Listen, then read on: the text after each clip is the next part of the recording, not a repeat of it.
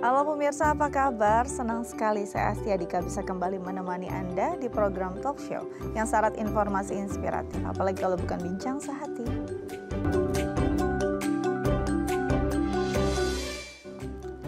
Bisa bincang sehati kalau bicara tentang perempuan, ada aja masalahnya ya di rahimnya ya. Salah satu yang paling sering terjadi adalah mioma.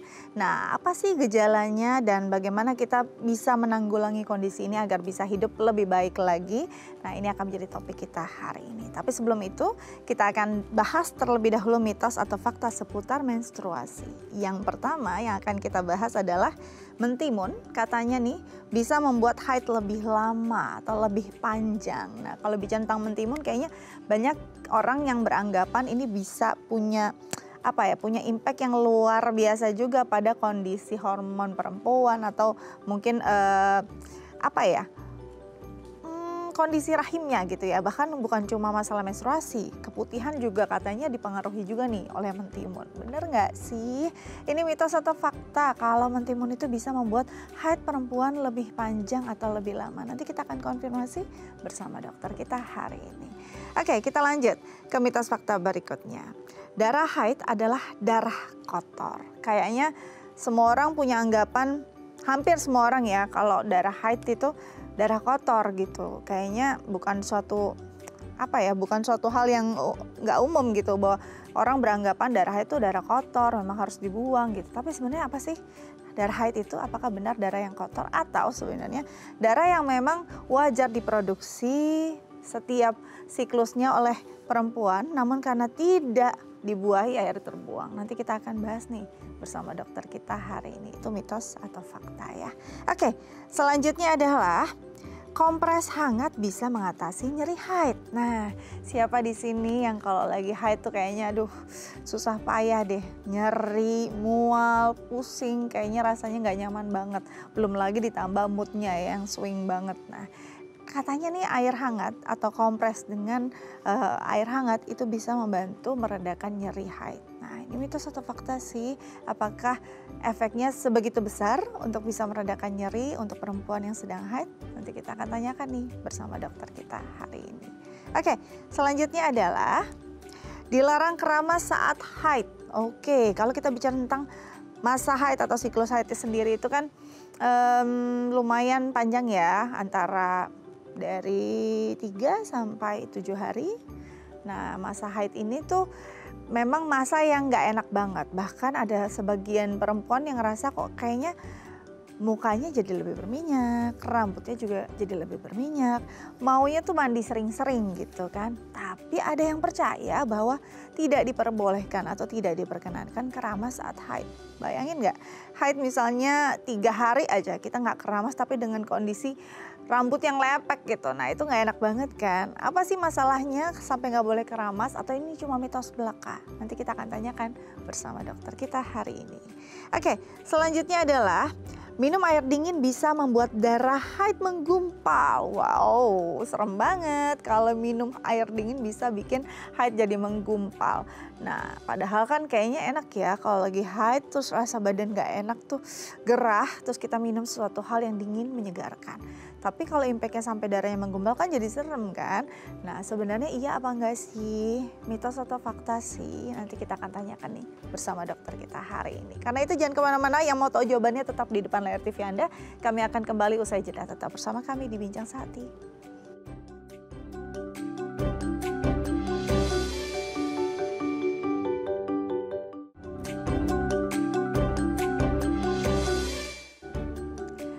Baik pemirsa, kembali lagi bersama kami di Bincang Sehati. Di segmen sebelumnya saya sudah membahas beberapa mitos fakta nih. Tapi karena pembahasan dari saya belum tentu benar adanya, kita akan konfirmasi langsung bersama dokter kita. Hari ini sudah hadir bersama saya di studio ada Dr. Alvin Bramantio SPOG, spesialis obstetri dan ginekologi di Rumah Sakit Permata Depok. Kita sapa langsung. Halo dokter, apa kabar? Halo Mbak Dika. Selamat datang di Bincang Sehati. Hari ini kita bahas mitos atau fakta seputar menstruasi dulu ya dok ya. Masih banyak mungkin perempuan di luar sana yang salah kaprah nih terhadap hal-hal demikian nih. Kita bahas satu persatu. Baik. Yang pertama adalah mitos atau fakta dok, kalau mentimun itu bisa membuat haid lebih lama atau lebih panjang gitu. Nah kalau kita percaya sendiri kan, bukan percaya, banyak orang yang percaya bahwa mentimun itu bisa berpengaruh pada rahim. Misalnya kayak keputihan gitu kan. Nah ini katanya juga dipercaya bisa membuat haid jadi lebih panjang. Benar atau enggak sih, mitos atau fakta? Iya, jadi itu mitos ya. Mitos ya, oke. Nah, pertama kita harus tahu dulu haid yang normal itu ya. Jadi haid yang normal adalah durasinya kurang dari 7 hari dan tidak terlalu sering juga, artinya ada jarak di antara haid itu minimal 24 sampai 38 hari. Nah kalau lebih dari itu mungkin saja memang haidnya jadi lebih banyak. Cuman itu belum dapat ditentukan penyebabnya, harus dilakukan pemeriksaan terlebih dahulu. Nah untuk mentimun sendiri sebetulnya tidak ada kaitannya. Sama sekali ya? Sama sekali. Jadi memang timun ini justru malah bagus karena dia mengandung banyak antioksidan yang bisa melawan radikal bebas ya. Nah kenapa sih sampai ada istilah atau mungkin sampai ada kepercayaan bahwa timun itu berpengaruh pada ya mungkin haid ataupun keputihan perempuan, memangnya apa dok? Apakah mungkin sempat ada literaturnya atau mungkin pengalaman orang dan akhirnya dipercaya? Iya, kalau yang dari yang saya baca sih ya memang kalau timun itu kan suka ada getahnya tuh. Nah itu yang suka dikaitkan sebetulnya. Nah, tapi sudah diteliti sih sebenarnya tidak ada kaitannya. Jadi kadang-kadang mungkin ini pengalaman individu, Betul. beberapa individu sama digeneralisasi akhirnya dianggap benar gitu ya, padahal mitos. Jadi nggak usah takut untuk makan mentimun ketika haid atau untuk perempuan, jadi nggak akan menyebabkan haid jadi lebih panjang ataupun mungkin keputihan gitu, enggak ya, itu cuma mitos. Kita lanjut ke mitos fakta berikutnya. Mitos atau fakta dok, kalau darah haid itu adalah darah kotor. Nah ini kayaknya bukan suatu hal yang asing lagi, orang pasti percaya ya memang harus dibuang tuh darah kotor. Hati-hati kalau lagi haid, jangan ke tempat-tempat yang angker soalnya ada darah kotor. Kan itu juga ya hal-hal yang berkembang di masyarakat. Padahal sebenarnya darah haid itu darah kotor, bukan. Mitos atau fakta dok? Ya gini Mbak, jadi darah haid itu memang normal dikeluarkan oleh perempuan ya setiap bulannya. Itu sebetulnya berasal dari campuran antara darah dan dinding rahim yang meluruh. Gitu. Karena tidak terjadi pembuahan maka dia akan meluruh. Nah sebetulnya kalau dibilang darah kotor itu juga tidak terlalu tepat ya. Tapi memang kalau ada penyakitnya pada daerah kewanitaan yang menyebabkan si darah ini keluarnya tidak lancar. Nah dia bisa menyebabkan penyakit juga kalau dia tersimpan di dalam gitu, tidak keluar. Memang bisa menyebabkan masalah ya. Tapi kalau dibilang darah kotor juga sebetulnya tidak tepat karena ya itu sebenarnya normal saja yang memang keluar setiap bulannya. Jadi kalau untuk perempuan yang normal, tidak ada penyakit, darah menstruasi bukan darah kotor, memang itu normal aja ya? Iya. Setiap bulan siklusnya dikeluarkan karena memang tidak dibuahi, kecuali memang dibuahi dan sedang hamil, jadinya tidak dikeluarkan. Oke, itu perlu dicatat ya. Baik, selanjutnya adalah mitos atau fakta kalau kompres air hangat atau kompres hangat bisa mengatasi nyeri atau meredakan nyeri saat haid? Baik, ya jadi kompres memang bisa meredakan nyeri tuh ya. Dia benar tuh, jadi bisa mengurangi gejala. Nah tapi yang perlu kita pahami adalah penyakit rasa sakitnya itu keluhannya kan ada sesuatu yang menyebabkan. Nah itu yang perlu kita cari tahu. Ya kalau misalnya bisa mengurangi ya nggak apa-apa, boleh dilakukan, aman. Karena dia biasanya mengendurkan otot-otot perut yang kram gitu ya kalau terjadi nyeri haid dan melebarkan pembuluh darah juga. Gitu. Cuman tetap harus dilakukan pemeriksaan kalau dirasakan nyeri yang berlebihan pada saat haid. Nah sebaiknya tuh dikompres di area mana sih dok kalau sedang nyeri haid itu? Apakah di perut, di pinggang, atau di mana dok? Di bagian perut bawah. Itu di perut biasanya bawah. nyerinya di daerah situ. Itu yang lebih efektif sebenarnya ya. Karena itu akan mengendurkan otot di sana, juga melebarkan pembuluh darah, jadi aliran darah lebih lancar dan rasa nyerinya juga lebih berkurang gitu ya. Baik, jadi harus tepat juga, jangan mentang-mentang kata dokter, oh oke kok ini bisa ditaruh, bisa dikompres dengan air hangat meredakan, kok nggak ada efeknya, ternyata salah taruh ya kan. Jadi yang benar tuh di perut bagian bawah, itu akan lebih efektif. Oke, selanjutnya adalah mitos atau fakta dok, kalau dilarang keramas saat haid. Aduh kebayang nggak sih, lagi haid tuh kan rasanya nggak enak ya, lembab, atau mungkin ada beberapa orang yang lebih berminyak juga ya, entah kulit atau rambutnya gitu. Nah kalau nggak keramas gimana? Ini mitos atau fakta? Iya, tentunya kalau misalnya sampai nggak keramas kan nggak nyaman banget ya. Apalagi kalau lagi haid gitu ya. Nah, sebetulnya yang sering diasosiasikan itu kan nyeri kepala yang terjadi setelah keramas ya, misalnya pada saat haid. Nah, padahal nyeri kepala ini merupakan salah satu juga bisa jadi dari gejala dari haid itu sendiri yang disebut dengan premenstrual syndrome ya. Sebetulnya gejalanya ada banyak, bukan hanya sakit kepala aja ya, bisa nyeri pada payudara, kram pada perut, gangguan mood dan lain-lain. Nah, kalau gejala-gejala ini dirasakan mengganggu, itu bisa dilakukan pemeriksaan ke dokter dan akan diberikan terapi yang sesuai gitu. Tapi kalau untuk mandi, keramas sebetulnya tidak ada masalah. Jadi ini mitos gitu. Ya? Mitos aja. Jadi 100% mitos, jadi nggak apa-apa ya keramas ya dok ya? Ada waktunya nggak yang disarankan? Apakah kalau di pagi atau di sore gitu? Atau sebenarnya nggak ada masalah nih sama sekali dengan waktu? Nggak ada masalah ya. Biasanya memang kalau mandi malam-malam gitu ya kan memang bisa aja tuh jadi sakit gitu ya.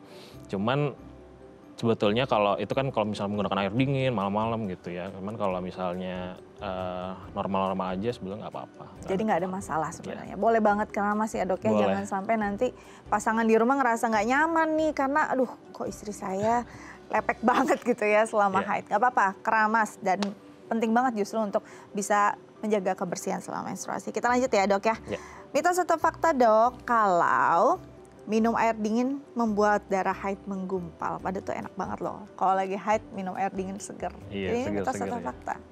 Ya, sebetulnya nggak berpengaruh. Nggak ada ngaruhnya? Nggak ada pengaruh. Minum air dingin, minum air hangat itu nggak ada pengaruh. Darah menggumpal itu kan biasanya kalau haidnya itu banyak, dia biasanya jadi cenderung menggumpal, keluarnya itu seperti gumpalan-gumpalan. Nah itu merupakan salah satu tanda juga harus melakukan pemeriksaan tuh ke dokter gitu. Ya, tapi jangan sampai muncul anggapan bahwa oh saya nggak minum air dingin, berarti saya nggak perlu nih melakukan pemeriksaan ke dokter gitu. Ya jadi kita harus tahu juga nih mana yang kira-kira sebetulnya berpengaruh dan mana yang tidak gitu. Jadi air dingin sama sekali tidak berpengaruh pada gumpalan darah ketika haid. Itu berarti ada kondisi lain yang menyebabkan ya dok ya. Jadi boleh-boleh aja, cuma jangan berlebihan ya. Karena rentan juga nanti radang atau apa karena badan lagi nggak fit ya ketika haid. Jadi nggak ada ngaruhnya nih sama darah yang menggumpal ketika kita minum air dingin atau minum es. Kita nanti lanjut lagi dengan topik utama kita tentang mioma. Tapi setelah jeda tetap bersama kami di Bincang Sehati.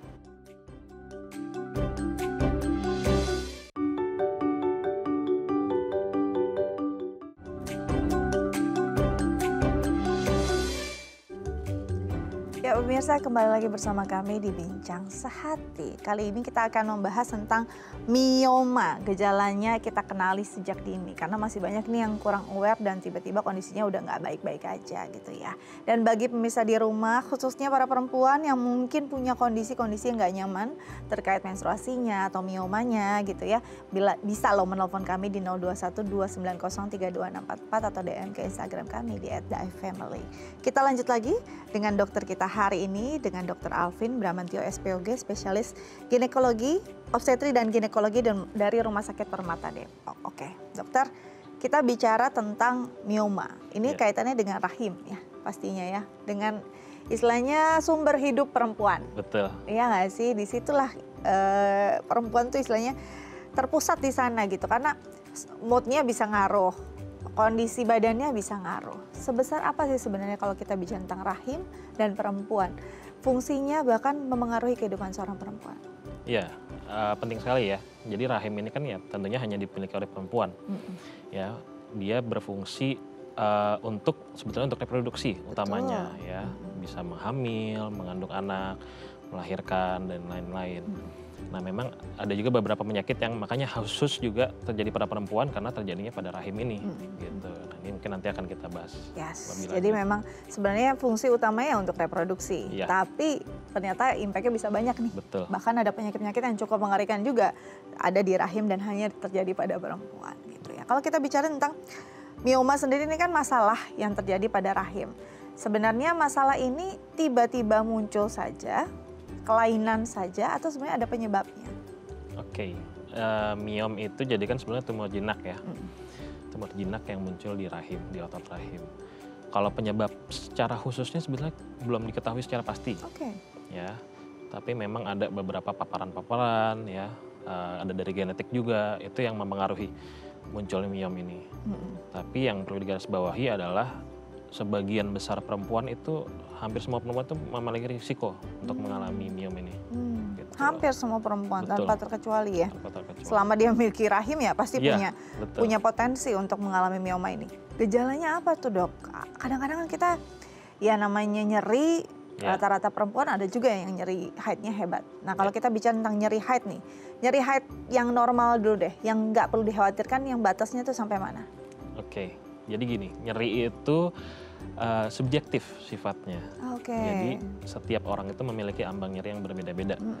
Nah, ada orang yang mengalami nyeri, tapi dia masih mampu melakukan aktivitas sehari-hari dengan baik, tidak terganggu aktivitasnya, maka itu sebetulnya masih tergolong aman. Gitu.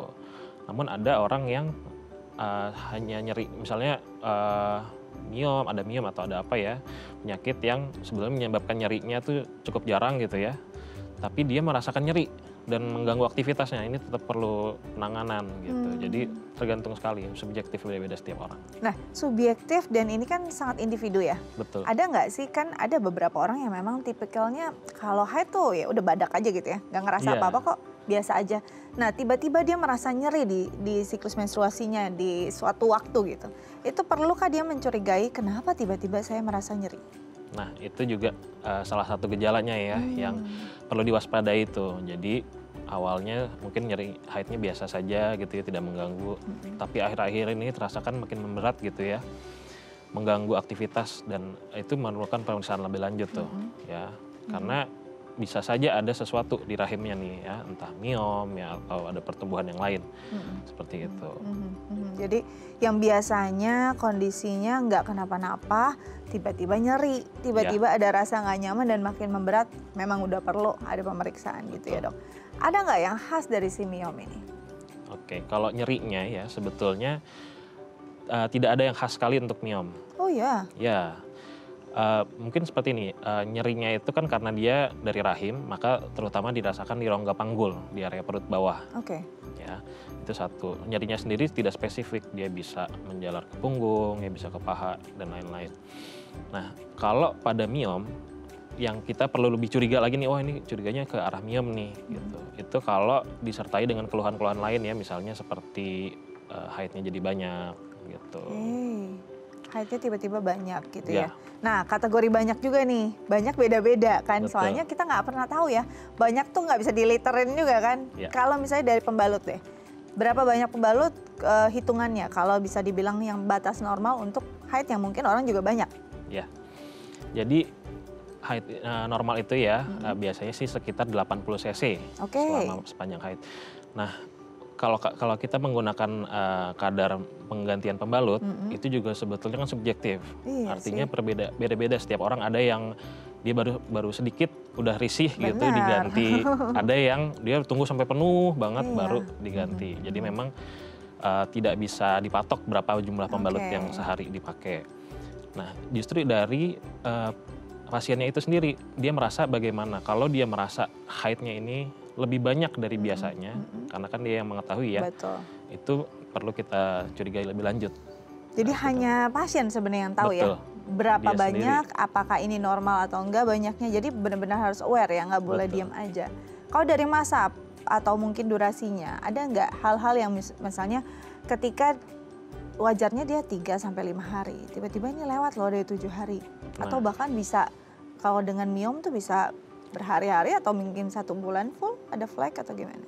Betul. Jadi kalau miom ini karena dia ada peningkatan luas permukaan dari rahim, itu memang membuat haid jadi lebih banyak. Ya, itu bisa lebih lama, bisa juga lebih deras. Gitu. Bisa kuantitas, bisa ininya ya, frekuensinya. Frekuensinya ya gitu. Jadi misalnya biasanya cuma 3-5 hari, ini kok jadi seminggu 2 minggu gitu ya. Habis itu lebih deras. Nah, itu gejala-gejala ke arah miom juga tuh, maka kita perlu pemeriksaan lebih lanjut.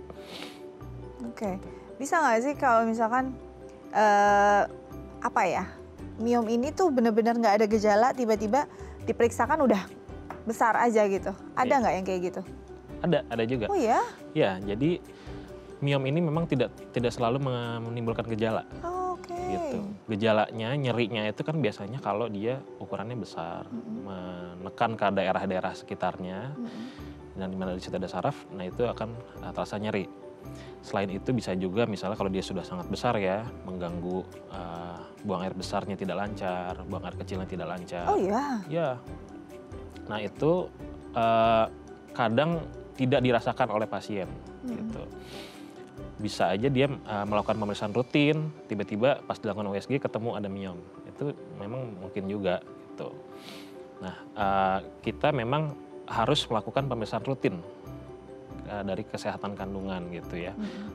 Tidak selalu harus menunggu adanya gejala saja gitu. Jadi memang biar bisa ketahuan kalau memang ada suatu proses penyakit. Bisa juga dia sampai perutnya udah gede gitu ya. Bisa ya? Udah gede, mungkin dia merasanya, oh mungkin saya gemukan ya gitu. Perutnya saya makin besar, tapi ternyata ada sesuatu nih gitu di dalam. Bisa. Nah ini berpengaruh apalagi dok? Biasa kan kalau misalnya rahim kita bermasalah itu kan berkaitan juga dengan hormonnya dan segala macam. Berpengaruh nggak dengan moodnya perempuan tersebut atau akan berpengaruh pada kondisi fisiknya yang melemah atau gimana? Ya, sebenarnya kalau miom tadi ya, dia memang belum jelas juga sih penyebabnya. Ya. Paparan-paparannya itu banyak yang berpengaruh. Ya. Tapi utamanya itu adalah kadar hormon di dalam tubuh. Itu yang mempengaruhi pertumbuhan dari miomnya. Nah, stres salah satunya juga bisa mempengaruhi keseimbangan hormon. Dan itu juga bisa berpengaruh terhadap membesarnya suatu miom. Gitu. Nah kalau misalkan penggunaan kontrasepsi berpengaruh nggak dengan perkembangan si miom ini? Misal kontrasepsi hormonal ataupun kontrasepsi tertentu? Ya, dulu memang dianggap seperti itu tuh. Oh dulu dianggap seperti itu, sekarang? Tapi setelah dilakukan penelitian lebih lanjut, saat ini sih tidak ada larangan untuk menggunakan KB hormonal. Ya, tetap boleh digunakan. Baik, jadi dulu mungkin dipercaya dengan mungkin juga formula dari si kontrasepsi belum secanggih sekarang ya. Sekarang sudah sangat baik, jadi bisa saja. Oke, dok, ini berpengaruh nggak sih sama tingkat kesuburannya perempuan? Nah ini, jadi tadi ya gejalanya kan sudah beberapa tadi disebutkan. Ada juga gejala yang lain nih, misalnya sulit punya anak. Yes. Ya, kadang pasien datang dengan keluhan sulit, belum hamil gitu ya, sudah menikah berapa tahun. Nah ini bisa juga salah satu disebabkan oleh miom. Ya, jadi lokasi miomnya itu terutama yang terletak di dalam rahim ya, yang menonjol ke dalam permukaan rahim atau mengubah bentuk rahim sehingga menyulitkan terjadinya pertemuan antara sperma dan sel telur. Nah itu bisa mempengaruhi kesuburan tuh. Gitu. Jadi memang bentuk atau mungkin letak si miom ini bisa beragam. Favoritnya dia di mana tuh dok? Kalau paling sering sih di otot rahimnya. Oh di otot rahim. Nah, dia bisa menonjol keluar, bisa menonjol ke dalam. Nah, itu gejalanya beda-beda tuh. Jadi yang menonjol ke dalam ya masih kecil kemungkinan untuk bisa teraba ya? Kalau menonjol ke dalam justru keluhannya biasanya lebih ke arah haid yang lebih banyak. Gitu, sulit punya anak. Kalau yang menonjol keluar? Kalau menonjol keluar dia ada rasa penuh di perut, rasa begah. Nyeri, penekanan gitu ya. Kalau penekanan ke usus gitu ya bisa menyebabkan gangguan buang air besar. Bisa sampai teraba nggak? Bisa. Jadi kadang ada juga beberapa pasien mengeluhkannya seperti itu. Saya meraba ada benjolan nih dok di perut saya. Ada benjolan, totonya miom ya. Oke, dok kalau bicara tentang kesuburan, akhirnya kan jadi akan kesulitan memiliki anak.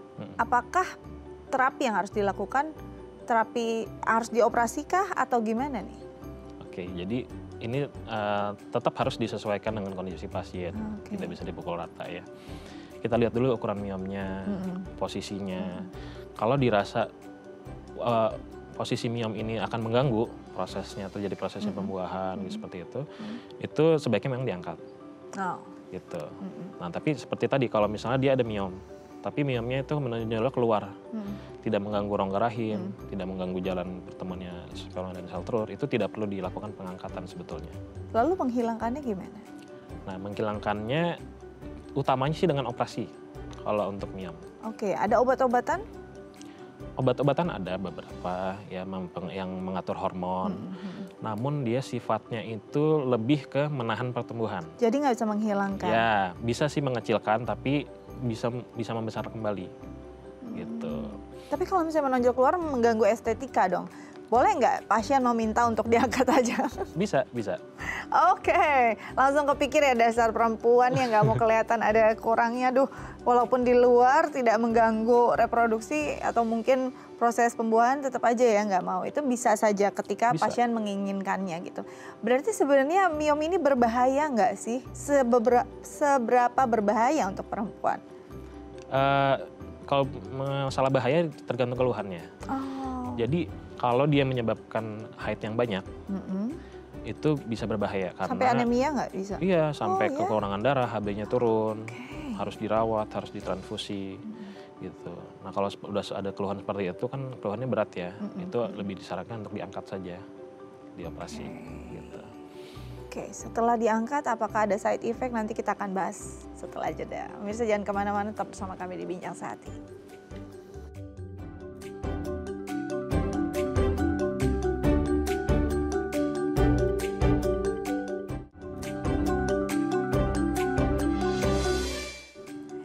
Baik pemirsa, kembali lagi bersama kami di Bincang Sehati. Kita masih membahas tentang mioma. Kita mengenali gejalanya dan bagaimana mengatasinya ya. Dan bagi pemirsa di rumah yang mungkin punya pertanyaan terkait tema kita hari ini, bisa menelpon kami di 021-290-3244 atau DM ke Instagram kami di @daefamily. Kita lanjut lagi dengan Dr. Alvin Bramantio SPOG, spesialis obstetri dan ginekologi dari Rumah Sakit Permata Depok. Oke, kita tadi terputus pada operasi. Ya. Setelah dioperasi ada side effect nggak atau bisa nggak tumbuh lagi? Ya. Operasinya sendiri itu kan memang ada beberapa tipe ya kalau untuk miom. Ya dia bisa operasi besar, dibuat sayatan di perut.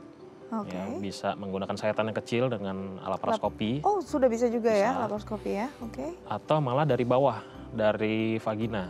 Oke. Dimasukkan alat, kemudian diangkat miomnya dari situ. Itu bisa juga.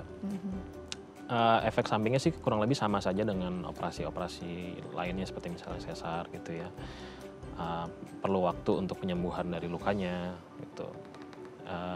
Kalau side effect jangka panjangnya dengan diangkatnya rahim itu ya, kalau untuk perempuan memang ada beberapa yang Ini yang diangkat rahim atau miomnya aja?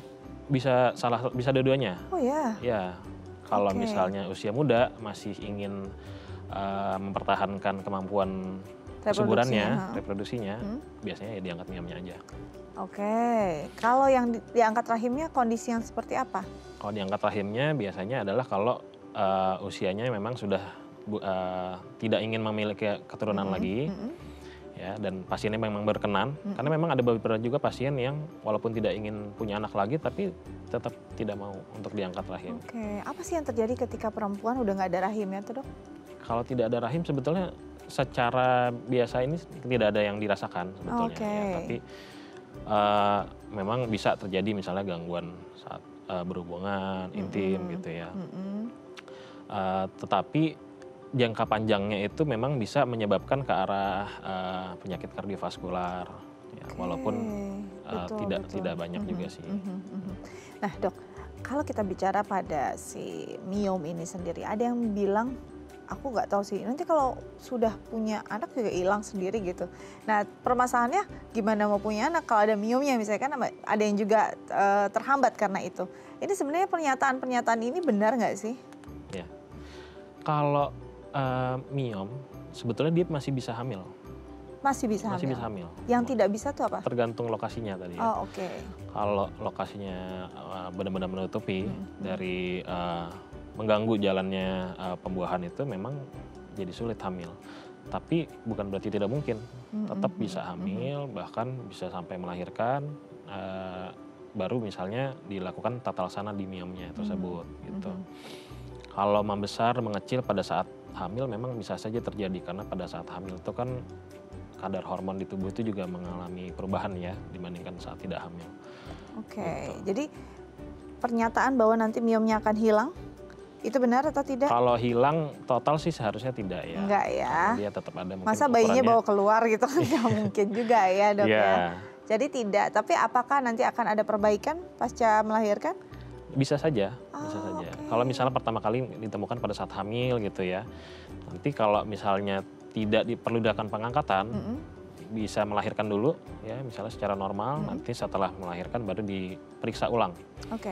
Karena pada saat hamil itu kan kondisi rahim memang cenderung membesar dia, gitu.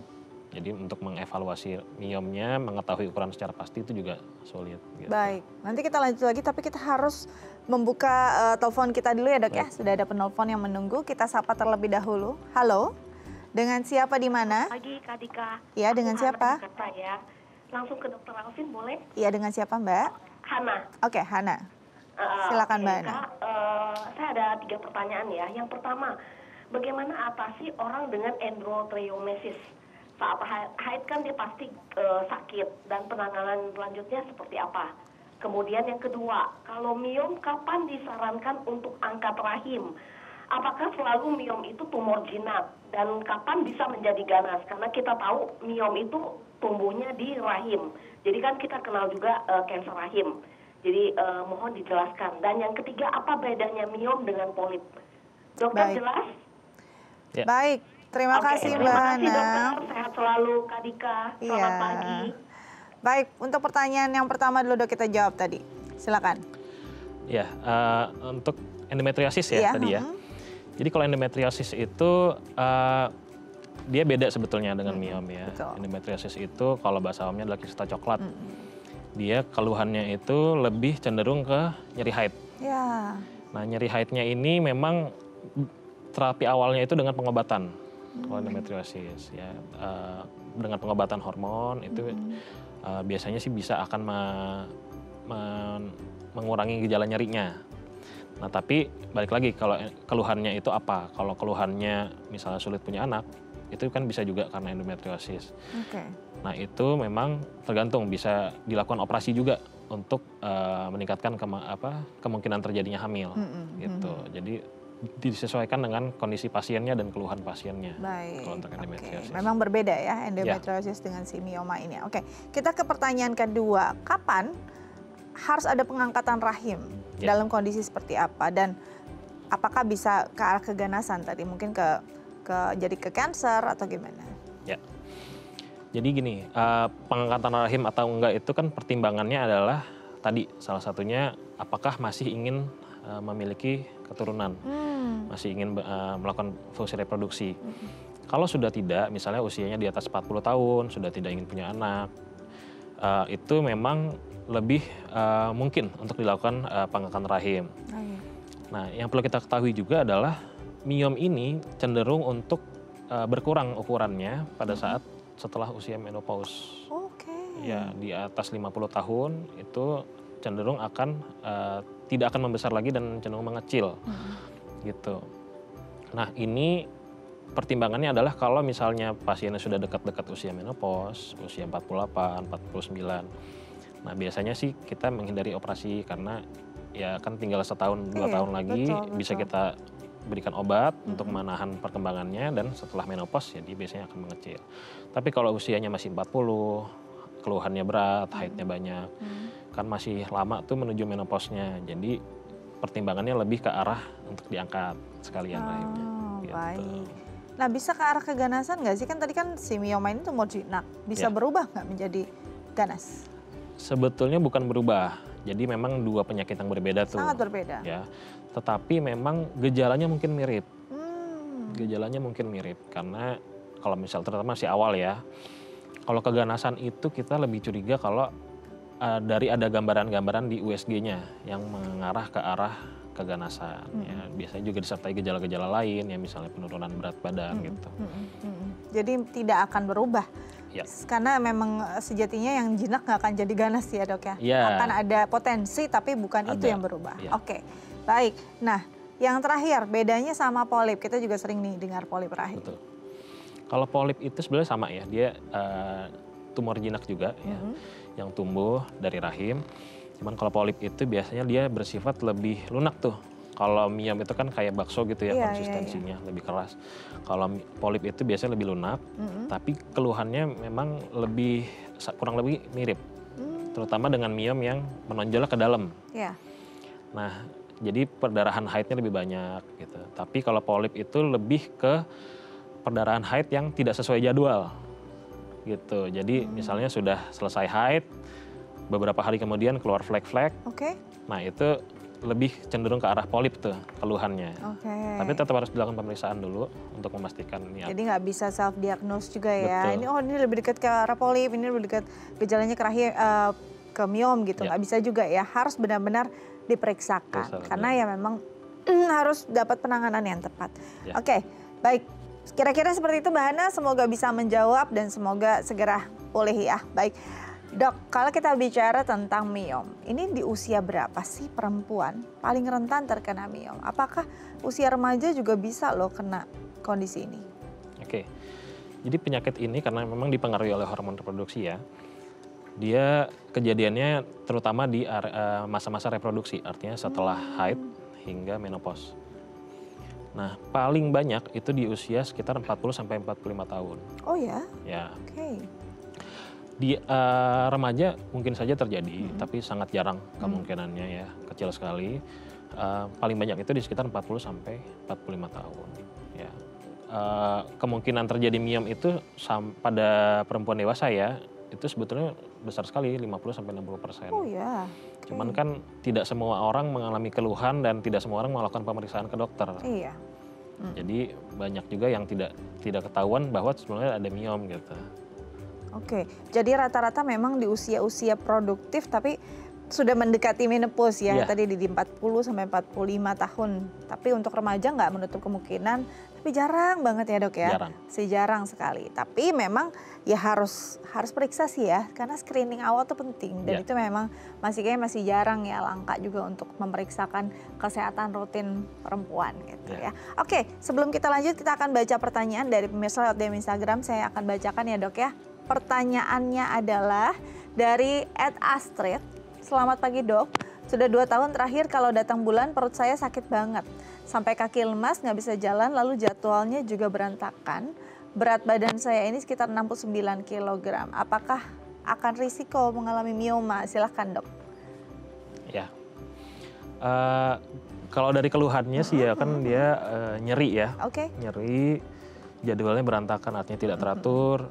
Beratnya 69 kg. Beratnya 69, itu juga salah satu faktor risiko tuh. Oh oke, karena ada kenaikan berat badan juga ya? Betul, jadi berat badan yang berlebihan itu keseimbangan hormon di dalam tubuh itu kan bisa terganggu. Ya. Nah itu bisa menyebabkan munculnya miom gitu. Cuman kalau miom sebetulnya gejala di nyeri haidnya itu tidak terlalu dominan. Oke, nggak terlalu terasa ya dok ya? Kalau nyeri haid terutama lebih ke arah endometriosis atau kista coklat atau adenomiosis gitu. Cuman kalau seperti ini sih tetap ya dilakukan pemeriksaan dulu saja. Oh oke. Berarti memang coba cek ke dokter ya, biar untuk memastikan apakah ada hal-hal seperti miom atau mungkin ada hal-hal yang lain yang berkaitan, karena memang ketika reproduksi perempuan bermasalah kan ngaruhnya macam-macam ya dok ya. Oke, semoga Mbak Astrid bisa segera memeriksakan diri agar mendapat penanganan yang tepat, agar nggak ada masalah ya di alat reproduksi atau di rahimnya. Oke dok, kalau bicara tentang tadi mungkin belum terjawab, kalau sudah diangkat miomnya bisa nggak tumbuh lagi di tempat yang sama? Betul. Ya jadi kalau kita operasi nih ya, miom diangkat, itu kan bisa ada beberapa tuh. Ya, jadi bukan hanya satu gitu misalnya. Bisa aja ada multiple, artinya ada beberapa sekali operasi bisa diangkat misalnya 3 gitu ya. Nah, kadang ada juga pada saat operasi ada miom-miom yang sangat kecil ukurannya yang tidak bisa terlihat secara kasat mata, tidak bisa keraba pada saat melakukan operasi gitu ya. Nah, ini kan tidak mungkin semuanya 100% bisa terangkat gitu. Nah, dari situlah bisa muncul miom-miom yang baru. Kalau miom yang sudah diangkat sendiri sih ya dia bukan miom yang sama yang tumbuh lagi gitu. Tapi misalnya ada sisa-sisa atau miom yang ukuran kecil yang tidak terangkat itu yang bisa muncul kembali. Gitu. Jadi sangat mungkin untuk muncul lagi. Ini apa ya yang bikin seorang perempuan membuat dirinya rentan gitu dengan pertumbuhan miom di tubuhnya gitu ya? Apakah ada dari makanannya, genetiknya, atau mungkin ada masalah hormon yang dia derita gitu ya? Tapi dijawabnya nanti ya dok ya, setelah jeda. Pemirsa jangan kemana-mana, tetap bersama kami di Bincang Sehati.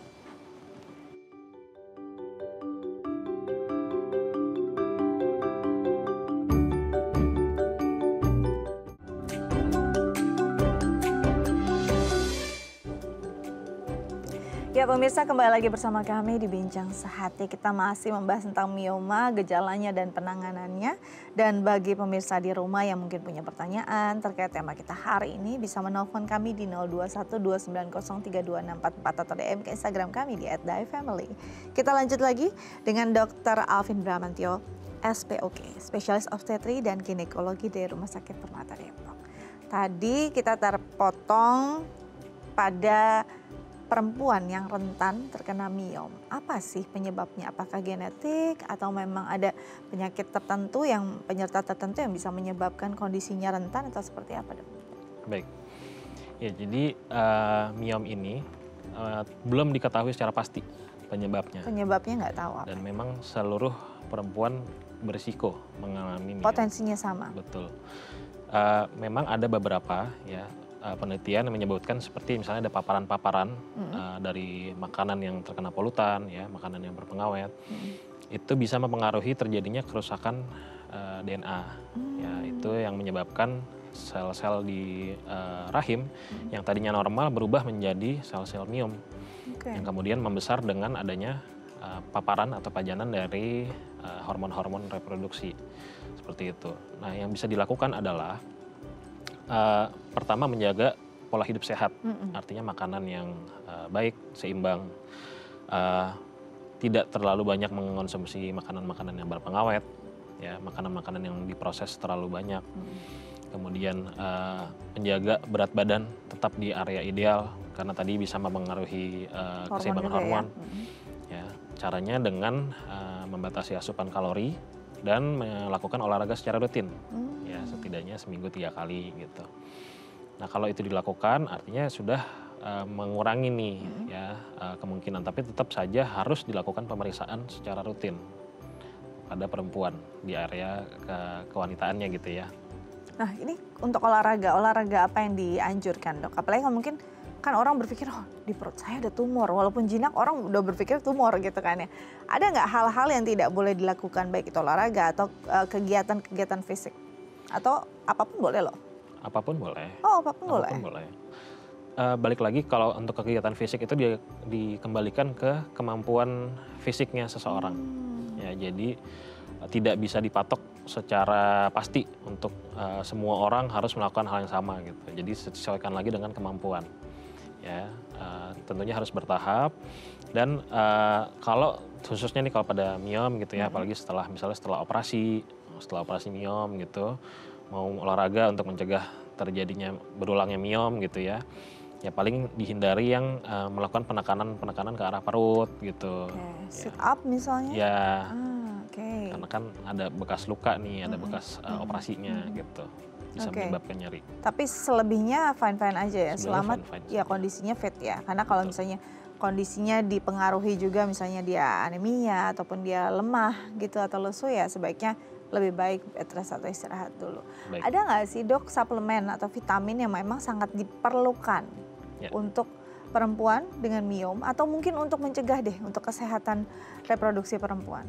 Oke, jadi kalau mencegah sebetulnya penyebabnya salah satu yang paling sering adalah kekurangan vitamin D.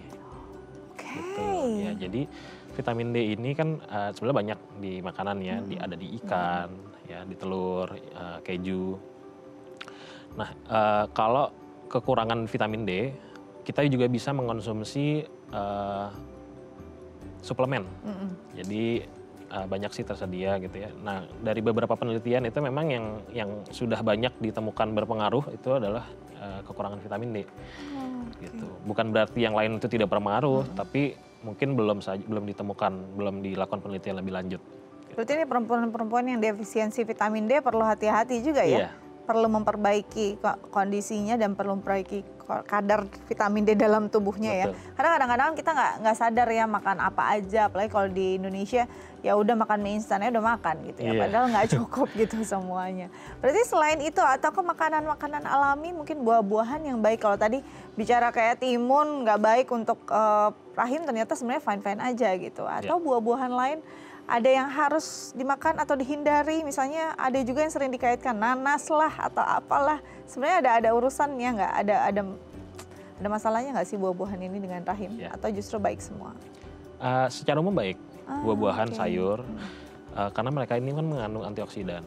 Dia bisa mengurangi terjadi inflamasi atau peradangan pada tubuh yang itu dalam jangka panjang bisa berpengaruh berbagai kesehatan di tubuh. Salah satunya bisa ke miom. Gitu. Kalau untuk buah-buahannya sendiri sih tidak ada yang dipantang atau diharuskan secara khusus gitu ya. Kalau nanas itu mungkin kaitannya ke arah hamil tuh ya. Tapi kalau untuk ke miom sih tidak ada hubungannya sih. Gitu. Baik. Pasca operasi juga nggak ada yang perlu diperhatikan atau yang penting makannya komplit aja ya? Iya. Kalau operasi pertama ya jangka pendeknya adalah menjaga kebersihan luka dulu. Oke. Terus hindari kegiatan-kegiatan yang seperti mengangkat berat gitu. Kalau untuk kembali aktivitas sebetulnya bisa cepat kalau operasi ya, bisa sekitar 1-2 minggu.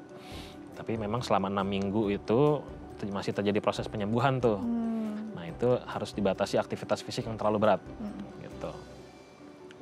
Kalau untuk mencegahnya itu tadi harus menjaga berat badan ideal, konsumsi makanan yang seimbang, artinya buah dan sayur itu juga porsinya harus diperhatikan, dan kalau ada terjadi kekurangan vitamin bisa dilakukan dengan suplemen. Nah, yang penting pola hidup sehat tuh kayak kunci ya untuk tetap menjaga kualitas hidup dengan baik. Oke, thank you dokter sudah hadir bersama kami di Bincang Sati. Semoga ini berguna untuk pemirsa di rumah, khususnya para perempuan di rumah ya. Baik, pemirsa, semua tips dari dokter kami sudah dicatat. Semoga ini berguna untuk Anda dan selamat berkumpul di akhir pekan yang lumayan panjang ini. Apalagi yang mungkin merayakan Imlek juga selamat merayakan. Saya Astia Dika pamit undur diri. Jangan lupa untuk menyaksikan tayangan-tayangan unggulan dan juga tayangan-tayangan inspiratif kami. Selain di DAI TV juga ada DAI Plus, langsung unduh di gawai Anda. Anda bisa menggenggam inspirasi di mana saja, kapan saja. Saya Astia Dika pamit undur diri. Sampai jumpa.